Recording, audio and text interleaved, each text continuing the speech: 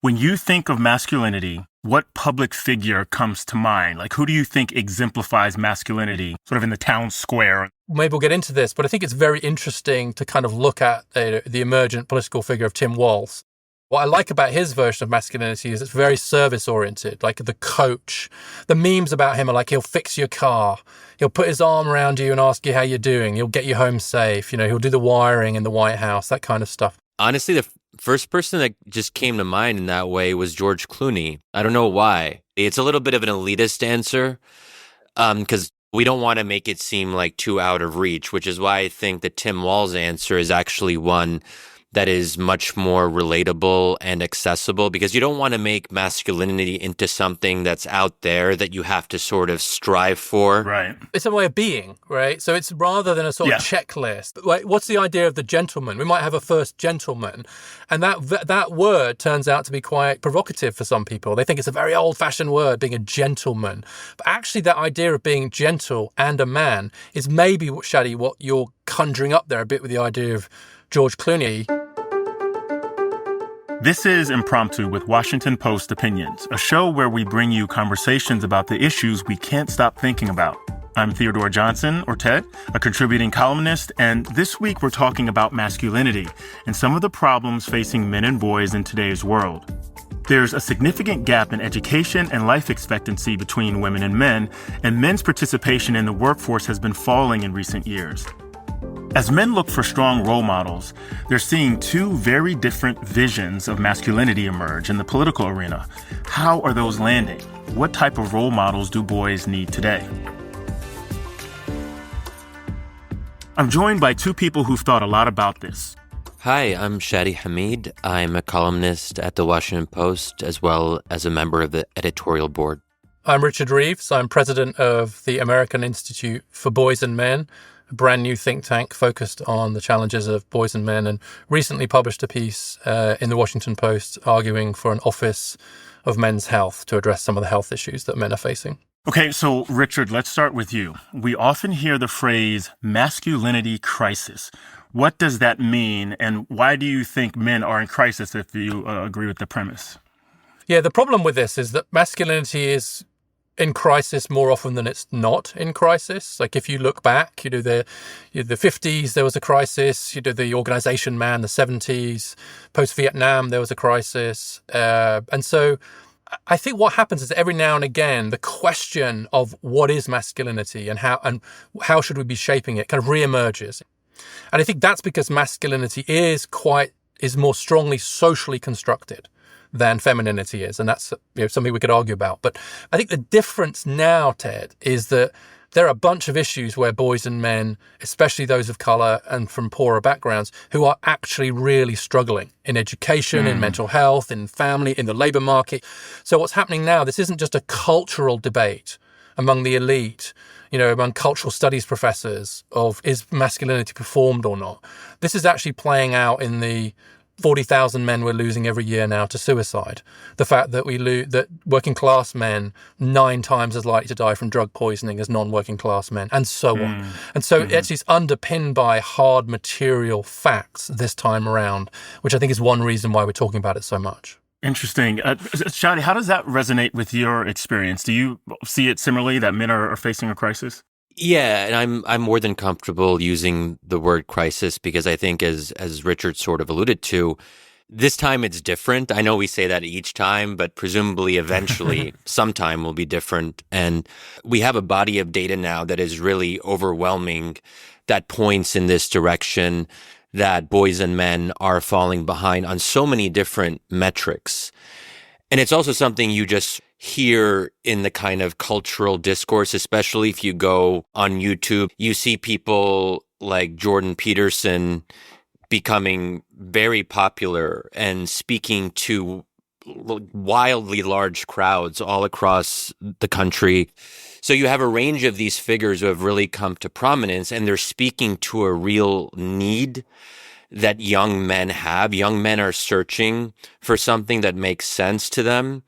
And there is this broader crisis of meaning in our society that is tied to a number of different factors. One that I would highlight is the decline of traditional religion. So normally people would have their religious organizations and communities giving them a sense of belonging and meaning. But if they don't have that, they have to look elsewhere.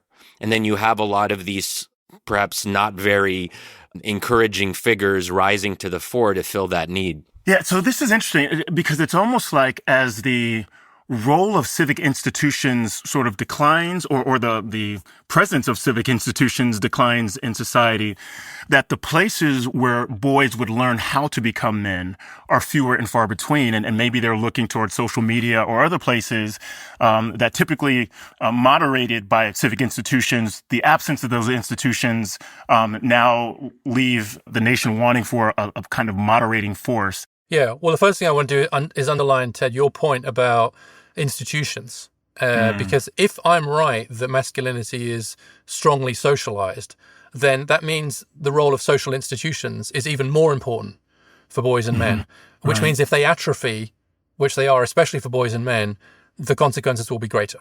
Like, boys don't become men just with the passage of time. They have to learn how to be that. And you're right that kind of role modeling is a big part of that.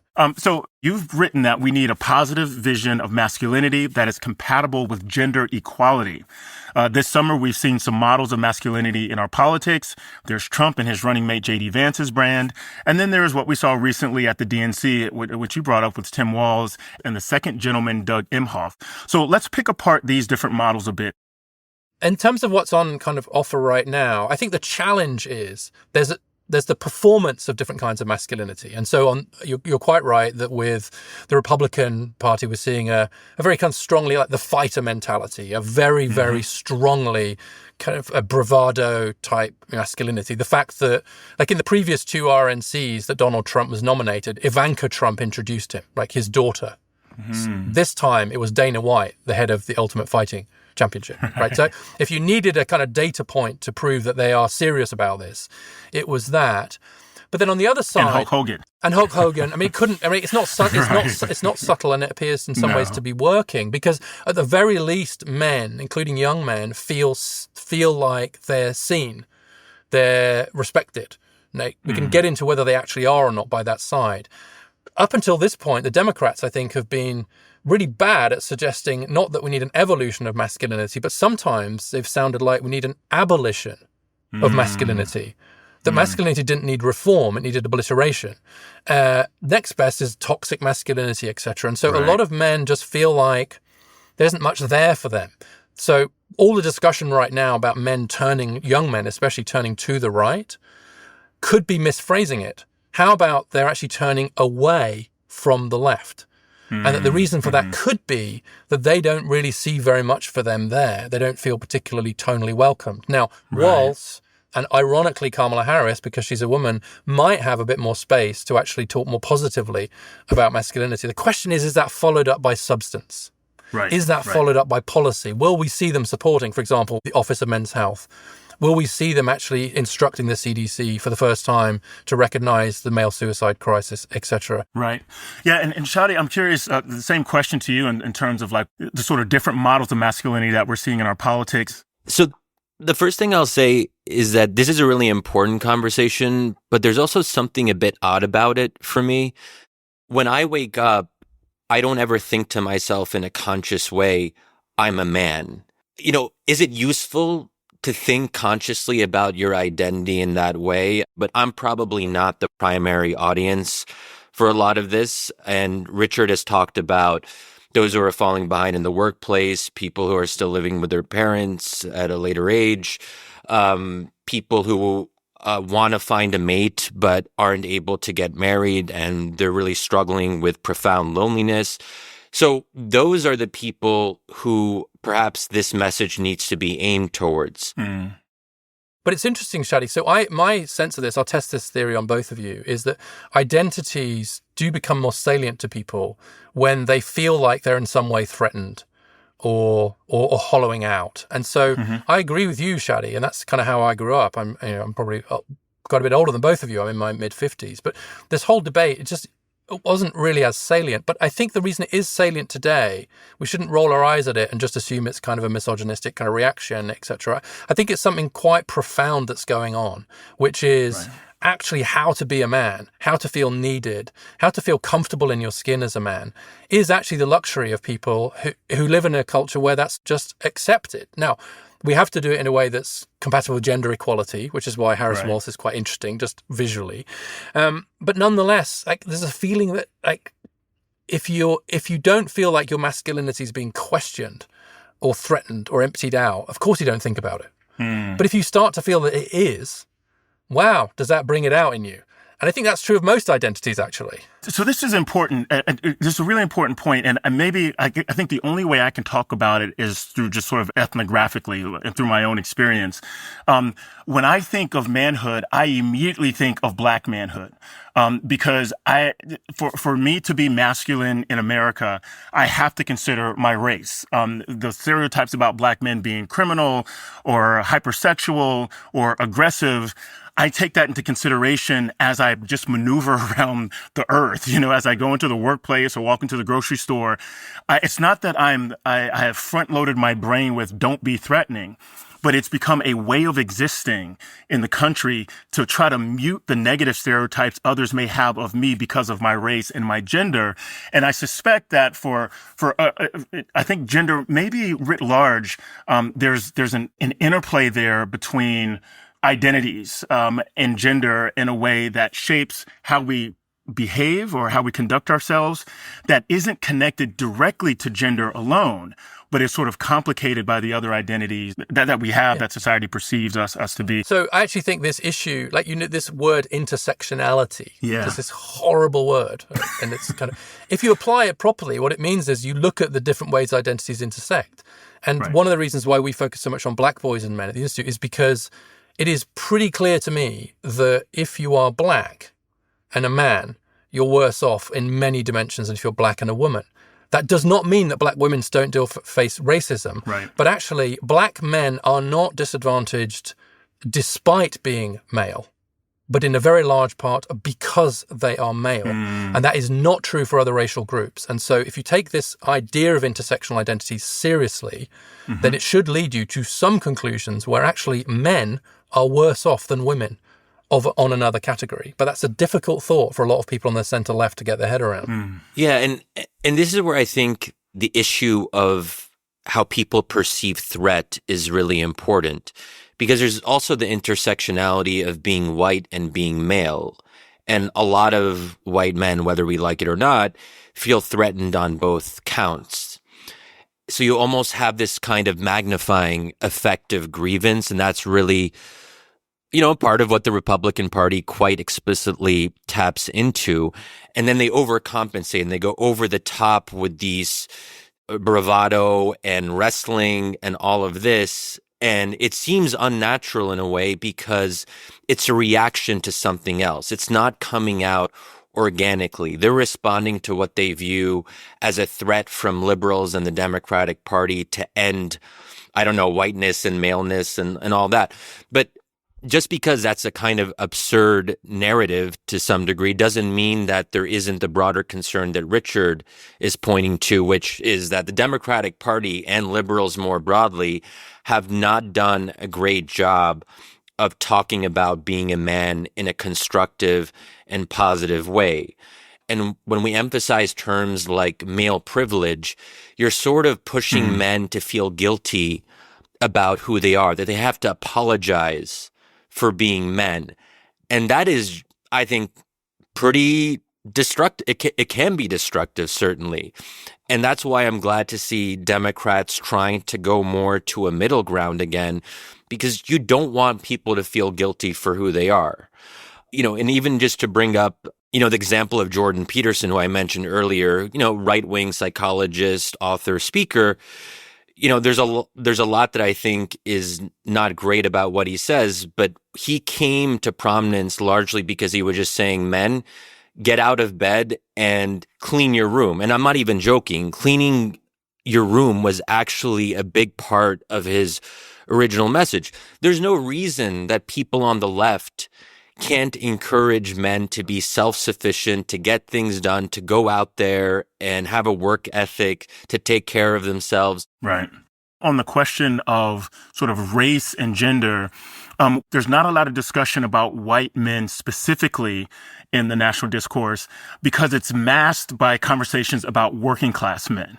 And so working class becomes this euphemism for white men in particular without ever bringing race into the conversation. So now masculinity is sort of inherently white. It's only not white when you say black boys or Hispanic boys. And working class men are also inherently white men, even though tons of, people of all colors are also working class. So the way we talk about it is significant because what we don't say and how we talk about it mutes where I think some of our sensitivities are, certainly electorally and politically. Okay, let me take the quick break and then I'll jump right back in.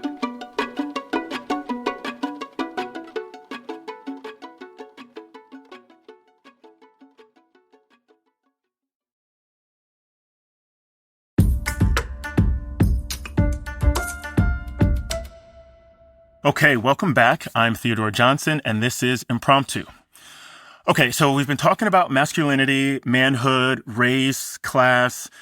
So a question, are men yearning for an imagined past where they were more dominant culturally, financially, interpersonally?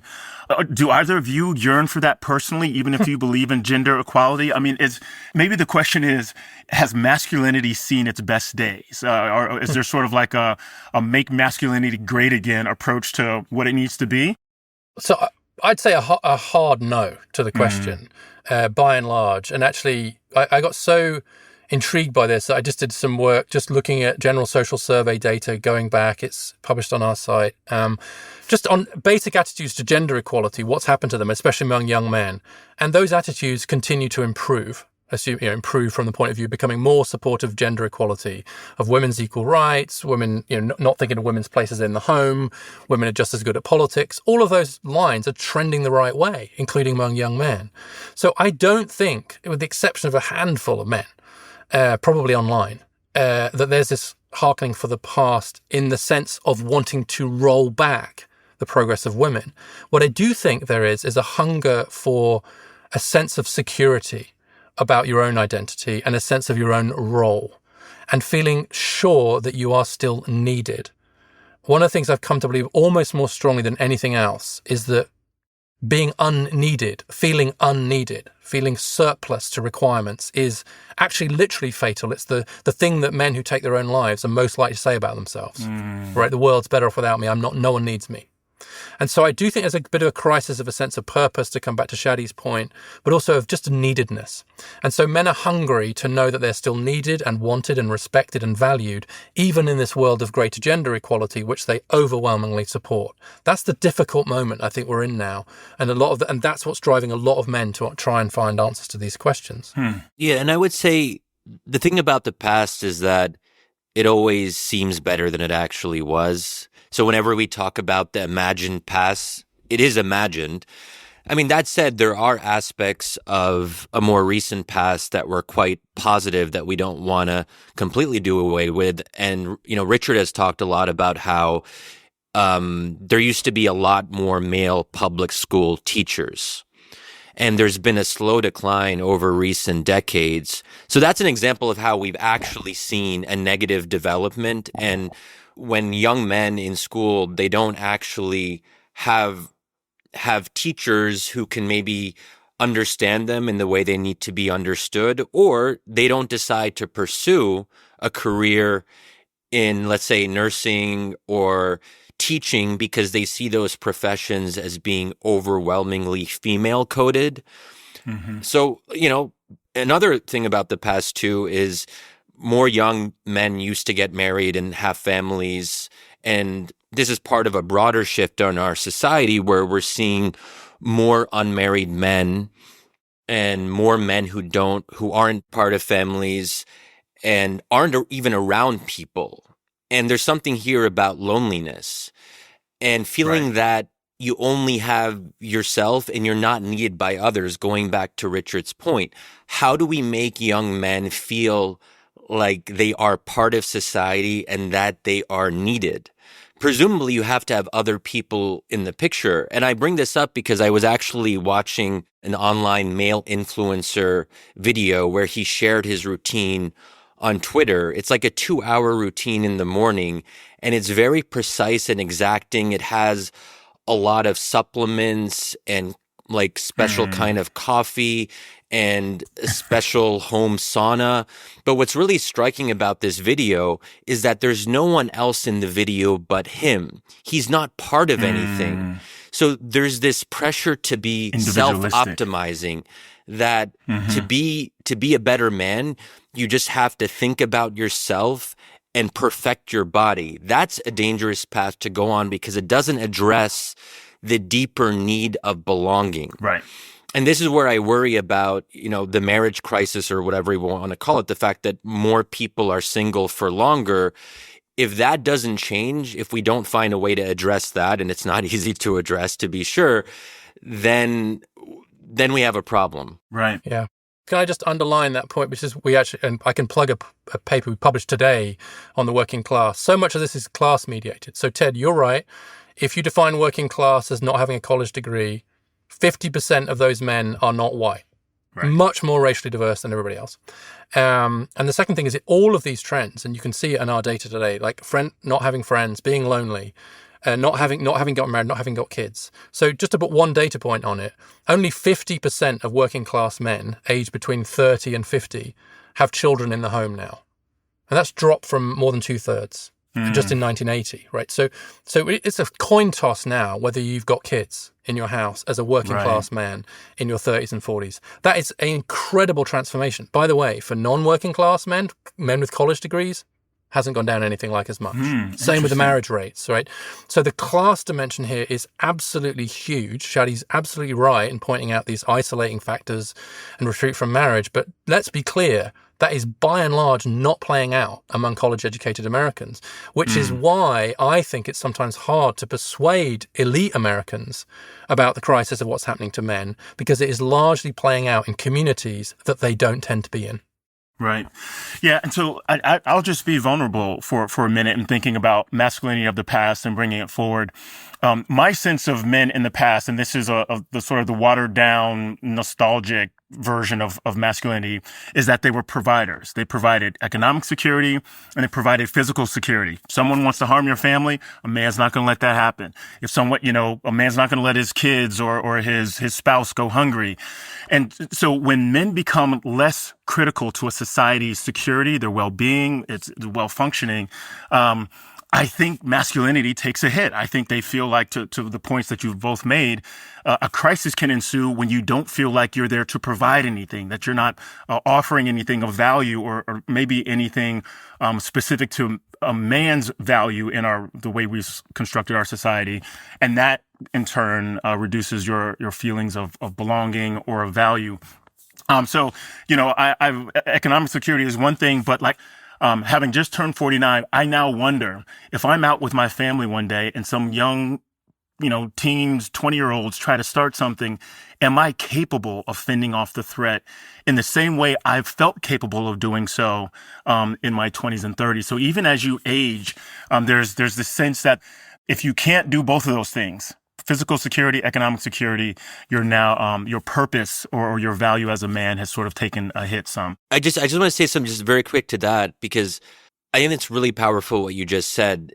But I think there's this concern that when any of us says something like men need to provide for their family and protect them and give them security, we immediately think that that's right-coded. Oh, conservatives say that. And that's, I think, that isn't the way it should be. These things should be available for all people, all Americans. Right. Absolutely. But it's also what people hear by what does provider and protector mean. And actually, today, you can still be a provider. I felt like I was a provider when I was a stay-at-home dad. That's right. Because I was providing something else. So I was providing comfort to my wife, security that she could work. I was doing stuff with my kids, etc. And maybe the protection now is protecting your kids from some of these online influencers or from some of the stuff, right? So it's just, so you've got to redefine what that means, I think, what it means to be a provider and a protector, rather than either just completely abandon it and say, maybe we don't need men at all. Thanks, guys. Good couple of millennia. we'll take it from here. Or say, yes, you need to be a provider protector and define it as if it's still the 1950s or the 1850s, right? And that's the trick. And the politics of that is something that has eluded both sides up until this point. They're either saying, yes, men are great, that's why we go back to the 50s, or, you know what, we're not so sure about this whole men thing anymore. Right. And then we wonder why so many of our men feel politically homeless. Right. No, that's a great point. The men as a provider, maybe that's a word that for the American conception of manhood. I can't speak to other nations, but provider seems very core to that. And to your point, the evolution of masculinity probably attends the evolution of what it means to be a provider anymore. And I like that point you brought up, Richard. That's one that's going to stick with me. I have this distinction I've been playing with between what I call Lone Ranger masculinity, this idea of like going your own way, being fully autonomous and self-reliant, and relational masculinity. And relational masculinity is actually the one that we've known throughout human history, which is that men are defined, they become mature men when they're providing more of something than they need for their own survival. It's the opposite of narcissism. It's about the family, the tribe, and the thing they're providing can change. But you become a man when you're able to do more for others. And so there's a relational aspect to masculinity, which I think, particularly through fatherhood now, is one that we need to kind of recapture. And I'm excited because I think there's a potential moment here where we can get past the zero-sum thinking around gender that I think has hobbled us for the last few years and start to have a much more positive conversation, which presumes, A, men are good, and B, women are good, and C, we need to live together and make it work for both of us, because a world of floundering men is not going to be a world of flourishing women. No. Or of course, vice versa. Yeah. That's right. And Shadi. my takeaway is a positive one. Richard and I have talked about these issues for a couple of years now. And back then, I think we would end our conversations more negatively. It felt like not only was there a crisis, but it was a dark moment and it wasn't clear how to proceed. But just, in this conversation, but also just drawing on, if I can use the word, the vibe in our national politics now. And maybe this is part of the joy narrative that Kamala and Tim Walz are promoting. Just the very fact that you have someone like Tim Walz who's embracing a certain conception of being a man and a father and a teacher. There's something very wholesome about that. Yes. And that feels good. And I don't want to be too hopeful because I'm naturally someone who is skeptical of kind of vibes and narrative. Everything. Like, this is not the Shadi I know. Yeah, I know. This is not the Shadi Hamid I came from. Yeah, I'm sorry, Richard. This is weird for me, too. Yeah. Okay, with that, I want to thank you both for being part of this week's episode of Impromptu. We should absolutely do this again soon. There's so much more to talk about, but I want to thank you both for being here. Thanks so much, Ted. Thank you. We've got one more thing before you go. Here's a quick word from our humor columnist, Alexandra Petri. I thought as long as we were talking about the ideal man, we should talk about Hannibal Lecter. You know, Hannibal the Cannibal from Silence of the Lambs, portrayed by Anthony Hopkins and later on NBC by Mads Mikkelsen. Not because Hannibal is the ideal man, although he is a man, but because he keeps coming up. You're never more than 40 minutes in any given Trump speech from hearing about the late, great Hannibal Lecter. He'd love to have you for dinner. That's insane asylums. They're emptying out their insane asylums, Trump said at the RNC. Which people online have theorized is because Trump doesn't understand what an asylum seeker is. He thinks it's someone who wants to go to a mental institution. But that is not what seeking asylum means. But too late. The late, great Hannibal Lecter is a fixture of all his speeches now, in the soup of xenophobic rhetoric. So let's talk about Hannibal. Obviously, I'm a big fan of the NBC Hannibal. He got me through the pandemic lockdown. In many ways, he actually is a model of manhood. His lifestyle is aspirational once you subtract the cannibalism. He hosts parties, he dresses well, he cooks, he plays the harpsichord and the piano and the theremin. He appreciates art. Clearly the man manages his time well in order to do all those murders and then have dinner parties about them. I do feel like the heavier lift by far here is the dinner party element. Often people don't RSVP until very late, yet he's always there, ready to serve the right amount of kidney. The food always looks well prepared. We could all stand to learn a lot from him. Once you subtract the cannibalism. I'm not saying Hannibal's the ideal man.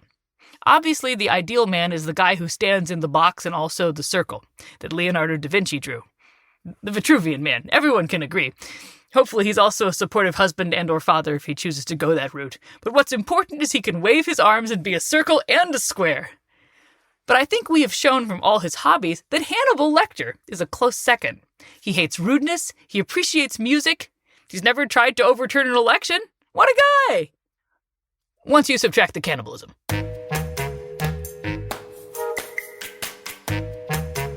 This episode was produced by Hadley Robinson and edited by Demir Marusik, Chris Sulentrop, and Allison Michaels. It was mixed by Emma Munger, and Chris Rucan designed our art. Special thanks to Millie Mitra and Travis Meyer. Thanks for listening to Impromptu. As always, let us know what you thought of the conversation and what you think we should talk about next. Email us at impromptu@washpost.com. And if you're liking what you're hearing, please rate us or leave a review.